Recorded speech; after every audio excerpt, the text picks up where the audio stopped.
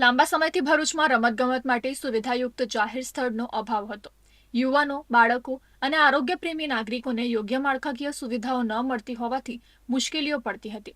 આ જરૂરિયાતને ધ્યાનમાં રાખીને નગરપાલિકા દ્વારા મહત્વપૂર્ણ પહેલ કરવામાં આવી છે. ભરૂચ પાલિકા વિસ્તારમાં આવેલા જેબી મોદી પાર્ક પાસે આ આધુનિક કોમ્પ્લેક્સનું નિર્માણ કાર્ય ચાલી રહ્યું છે. ગુજરાત મ્યુનિસિપલ ફાઇનાન્સ બોર્ડ દ્વારા મંજૂર થયેલા આ પ્રોજેક્ટનું કામ પૂરજોશમાં ચાલી રહ્યું છે. આજે ભરૂચ નગરપાલિકા પ્રમુખ વિભૂતિબા યાદવ, ઉપપ્રમુખ અક્ષય પટેલ, પીડબ્લ્યુડી ચેરમેન ભાવિન પટેલ અને નગરપાલિકાના એન્જિનિયર સૌરભ પટેલ દ્વારા બાંધકામ સ્થળનું નિરીક્ષણ કરવામાં આવ્યું હતું. નિરીક્ષણ દરમિયાન બાંધકામની ગુણવત્તા, ટકાઉપણું અને સમય મર્યાદા અંગે જરૂરી સૂચનાઓ આપવામાં આવી હતી. 1,05,00,000 ફરતે વોલ અને રોડનું કામ ચાલી રહ્યું છે. એ કામ ટૂંક જ સમયમાં પૂર્ણ થશે અને ડીજીવીસીએલ દ્વારા આપણને 1,10,00,000 રૂપિયાની CSR ફંડ આપવામાં આવ્યું છે. એમાં કલેક્ટર સાહેબ શ્રી, ધારાસભ્ય શ્રી અને નગરપાલિકાના સંયુક્ત પ્રયાસથી આ CSR ફંડ આપણને મળ્યું છે, જેમાં રમતગમતના સાધનો, યોગાના સાધનો અને સાઇટ ઉપર બોક્સ ક્રિકેટનું પણ આયોજન કરવામાં આવ્યું છે.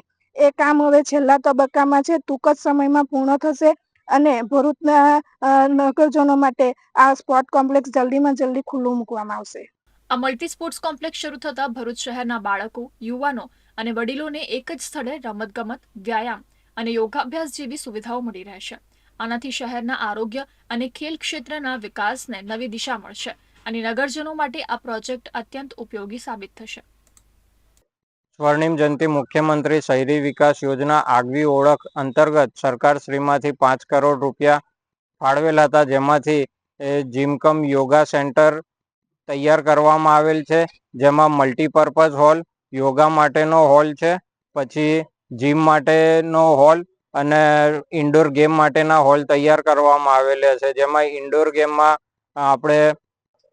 ઇન્ડોર ગેમમાં ટેબલ ટેનિસ છે, બેડમિન્ટન, બિલિયર્ડ વગેરે ગેમોનો સમાવેશ કરવામાં આવેલ છે તથા ડીજીવીસીએલ તરફથી આપણને 1 કરોડ રૂપિયા CSR અંતર્ગત મળેલ છે, જેમાંથી જીમના સાધનો છે, ઇન્ડોર ગેમના સાધનો તથા સંકુલની બહાર આપણે બોક્સ ક્રિકેટની આયોજન કરવામાં આવેલ છે, જે ટૂંક સમયમાં કામગીરી પૂર્ણ કરીને પબ્લિકને લાભ આપવામાં આવશે.